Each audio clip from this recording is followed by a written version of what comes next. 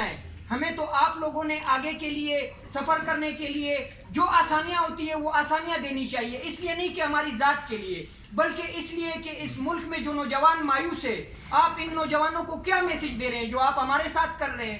آپ اپنے ملک کے نوجوانوں کو کیا میسج دینا چاہتے ہیں؟ آپ تو اپنے ملک کے نوجوانوں کو یہ میسج دے رہے ہیں کہ اس ملک میں جمہوریت کی کوئی اہمیت نہیں ہے, یہاں ظلم کا بدلہ ووٹ سے نہیں کسی اور طریقے سے لینا چاہیے. لیکن ہم یہ بہتر نہیں سمجھتے ہیں. ہم اس ملک میں جو نظام ہے, اس میں جو غلطیاں ہیں, اس میں جو کمیاں ہیں, اس کا خاتمہ چاہتے ہیں اور اس ملک کو ایک پرامن ماحول کے تحت اسی طرح جمہوری انداز میں آگے بڑھتا ہوا دیکھنا چاہتے ہیں. ہم اپنے ملک کا پرچم جو ہے, جو اس وقت سرنگو ہے, کوئی مانے یا نہ مانے, وہ سرنگو ہماری اپنی غلطیوں کی وجہ سے. جو لوگ اس ملک میں محب وطنی کا دعویٰ کرتے ہیں, ہم اس سے اپیل کرتے ہیں کہ اس پرچم کو سرنگو نہ کرے. یہ پرچم سرنگو ہوگا تو آپ سرنگو ہوں گے, یہ پرچم سرنگو ہوگا تو پوری قوم سرنگو ہوگی. آپ آج جا کے اوورسیز سے پوچھے کہ انہیں کتنی تکلیف پہنچ رہی ہے. بین الاقوامی طور پہ ہمارے ملک کا کیا مذاق بنایا جا رہا ہے, بی بی سی کیا کہہ رہی ہے, الجزیرہ کیا کہہ رہی ہے, جسے ہم اپنا روایتی حریف سمجھتے ہیں. انڈین میڈیا آج ہمارا مذاق اڑا رہی ہے. یہ اس میں ان کی غلطی ہے یا ہماری اپنی غلطی ہے؟ ہم اپنے گریبان میں دیکھیں نا تو وہ ایک مثال دی جاتی ہے, وہ شاعر بھی کہتے ہیں کہ اس گھر کو آگ لگی گھر کے چراغ سے. تو ہم اس چراغ سے اپیل کرتے ہیں کہ خدا را بہت ہو گیا, بہت ہو گیا. ہم اب بھی محبت کرتے ہیں, ہم اب بھی محبت چاہتے ہیں. اس ملک میں امن و امان چاہتے ہیں, اس ملک میں لاپتہ افراد کی بازیابی چاہتے ہیں, اس ملک میں جو ایک غلط طریقے سے نظام چلایا جا رہا ہے اس کا خاتمہ چاہتے ہیں. اگر صدام مجرم ہے, کاٹے FIR, کوئی بات نہیں ہے. صدام اس ملک کے دستور سے بالاتر نہیں ہے. اگر پاکستان تحریک انصاف کا کوئی بھی کینڈیڈیٹ اس نے غلط کام کیا ہے, اس پہ FIR اگر قانون کے مطابق بنتی ہے لانچ کریں.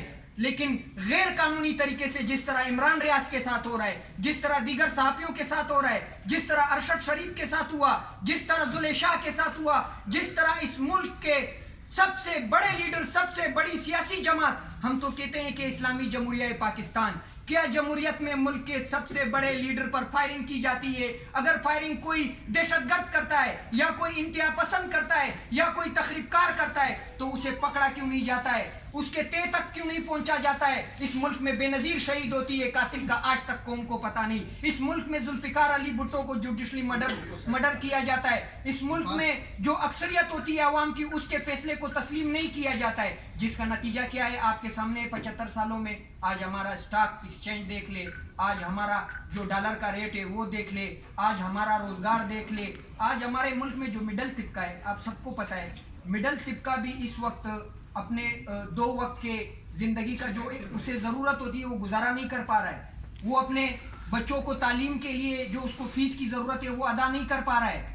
وہ جو بجلی کے بڑے بڑے بل اس کے اوپر آ رہے ہیں وہ ادا نہیں کر پا رہا ہے. یہ کیوں؟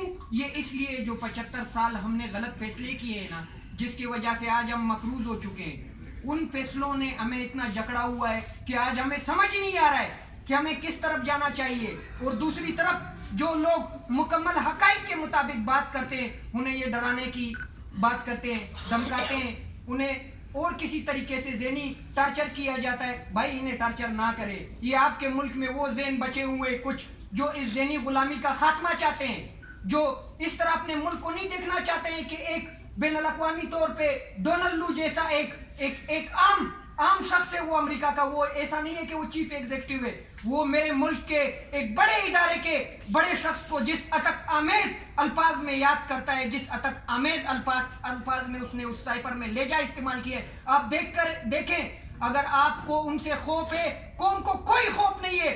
آگے بڑے قوم آپ کے ساتھ ہوگی. اگر آپ پیچھے ہوں گے تو قوم آگے ہوگی. قوم تب بھی ان جابروں کا مقابلہ کرے گی, چاہے وہ امریکن ہو, چاہے وہ اسرائیلین ہو. آج عمران خان صرف پاکستانی قوم کا امید نہیں ہے, وہ بین الاقوامی طور پہ جو مسلمز ہیں ان سب کو عمران خان سے امید ہے.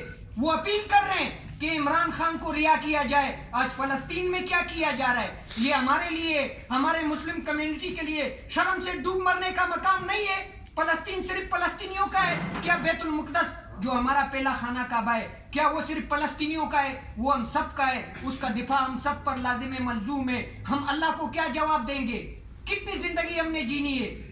جو اثاثے ہم بار بنا رہے ہیں, جو سرمایہ دار ہے یا اس ملک میں جو غریب ہے, کیا ان کا کفن الگ ہوگا؟ کیا ان کی قبر الگ ہوگی؟ کیا ان کا حساب کتاب الگ ہوگا؟ वहाँ कोई ऐसा काजी नहीं होगा जो खौफ में होगा, वहाँ कोई ऐसा फैसला नहीं होगा जो अमेरिकन, जो डरे हुए लोग हैं अमेरिका से, उनके नज़र के मुताबिक होगा। वहाँ मुकम्मल इंसाफ होगा। हमें वो ज़िंदगी भी याद करनी चाहिए। ये एक इम्तिहान है हमारा, जो ये समझते हैं कि हमने मुश्किल ज़िंदगी नहीं गुजारनी है, हमने हालात का मुकाबला नहीं करना है, सुकून की ज़िंदगी गुजारनी है, तो ये हमारी इस्लामी तारीख नहीं है, ये हमारी पाकिस्तानी तारीख भी नहीं है। हमारे मुल्क में ऐसे सिपाही भी रहे हैं जिसे इंडियन ने जब उन्हें पकड़ा, उनकी जुबान काटी गई, उन्होंने अपनी जुबान कटवाई, लेकिन मुल्क के खिलाफ बात नहीं की। ये हमारी तारीख है, हमने इसी तारीख के मुताबिक आगे जाना है। हमने कभी भी डर से किसी के सामने झुक कर, जिस तरह हमने अप्रैल के महीने में किया अपने मुल्क के उस लीडर के साथ जिसने इस मुल्क को उस वक्त ग्रोथ दी जब बैनुल-अक़वामी तौर पे आप सबको पता था कोरोना क्राइसिस था। कोरोना क्राइसिस होते हुए उसने आपके मुल्क को जो ग्रोथ दी, उसने आपके मुल्क के इंडस्ट्री को जो ग्रोथ दी, उसने आपके मुल्क के मजदूर, किसान, जो आपके मुल्क के नौजवान थे, जो आपके मुल्क के वेल्डर, टेंटर, मोची, नाई, आपको पता है कि रिक्शे वाला जब दिन अपनी दिहाड़ी करके गुजार लेता था तो वो जाकर लंगर खाने से कुछ उठा के अपने बच्चों को खिलाता था।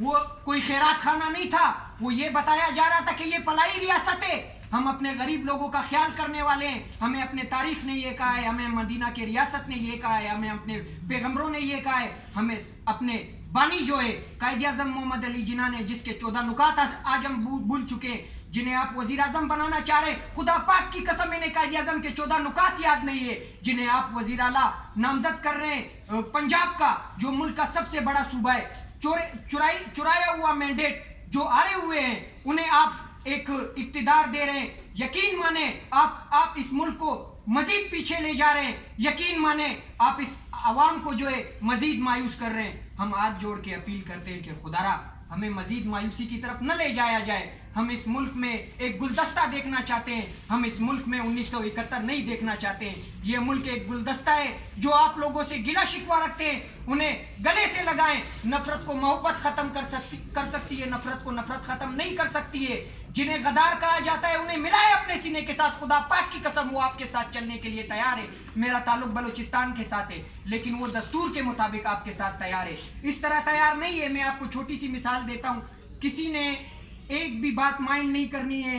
हम एक दूसरे को सुनकर इस मुल्क के मसाइल का हल निकाल सकते हैं, एक दूसरे को नज़रअंदाज करके इस मुल्क के मसाइल का हल नहीं निकाल सकते हैं। सुई डेरा बुट्टी की मिसाल देना चाहता हूँ, यही मिसाल पूरे बलूचिस्तान की है। वहाँ से गैस निकल रही है, यकीन माने सुई की माएँ बहनें आज भी गैस से महरूम हैं। तो ये आप अगर एहसास अपने अंदर पैदा करें ना, तो इंसान को रोना आ जाता है। इस मकाम पे दे, पूरे मुल्क को दे, कोई मसला नहीं है।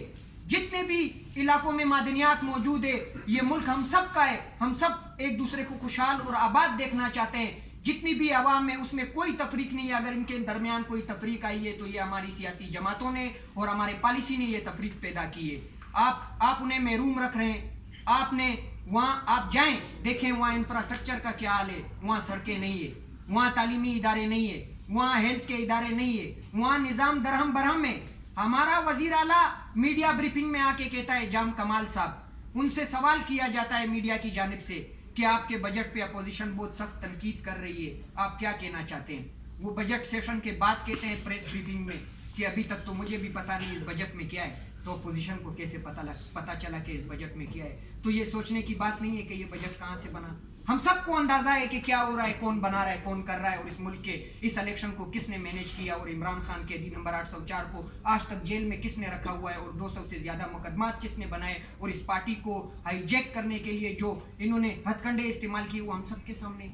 हम फिर भी कहते हैं कि हम फिर भी इस मुल्क में अमन चाहते हैं, रूल ऑफ लॉ चाहते हैं, इस निज़ाम में वो तब्दीली देखना चाहते हैं जिससे ये मुल्क ग्रोथ करे, जिससे इस मुल्क के इदारे ग्रोथ करें, जिससे इस मुल्क में सियासी इस्तेकाम पैदा हो, जिससे इस मुल्क में रोज़गार, खुशहाली और अमन पैदा हो। मैं फार्म 45 आप लोगों को कुछ दिखाना चाहता हूँ, बात ज़्यादा लंबी हो गई।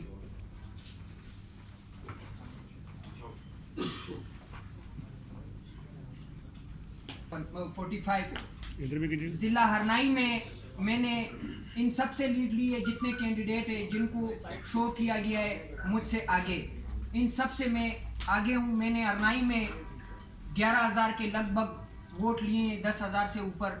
वहाँ जो दोस्तान डोम की है, जिनके भाई निगरां वज़ीर आला है बलूचिस्तान के, انہوں نے وہاں 2000 سے آس پاس ووٹ لیے ہیں، اور جو نصیر کاکڑ ہے اس نے بھی اسی طرح 3000 کے آس پاس ووٹ لیے ہیں۔ شاہزین بگٹی صاحب نے وہاں لگ بھگ 300 350 ووٹ سمجھ لیں، اور جو جسے جتایا گیا ہے اس کے 50 ووٹ بھی نہیں ہے ضلع ہرنائی میں۔ یہ ایک ضلع کی پوزیشن ہے۔ دوسرا ضلع زیارت، اس میں میں سیکنڈ نمبر کا کینڈیڈیٹ ہوں، وہاں میں نے ووٹ لیے ہیں، اور جو وہاں لوکل کینڈیڈیٹ ہے نصیر احمد کاکڑ صاحب جو جمعیت علماء اسلام کے امیدوار تھے، ان یونین میں جو ان کے آبائی یونین سمجھ لے یا جمعیت علماء اسلام کا گڑھ سمجھ لے، وہاں بھی میں نے ان سے پولنگ جیتی ہے، وہ یونین جیتا ہے۔ میرے وہاں 1132 ووٹ ہے اور ان کے وہاں 900 ووٹ ہے۔ دوستین ڈومکی اور میاں خان اور شاہزین صاحب یہ تو وہاں بہت پیچھے تھے۔ اصل مقابلہ جو میرا تھا وہ دوستین ڈومکی کے ساتھ تھا، جن کے اوریجنل ووٹ جو ہے وہ 20,000 کے لگ بھگ بن رہے ہیں، انہیں 44,000 شو کیا گیا ہے۔ میرے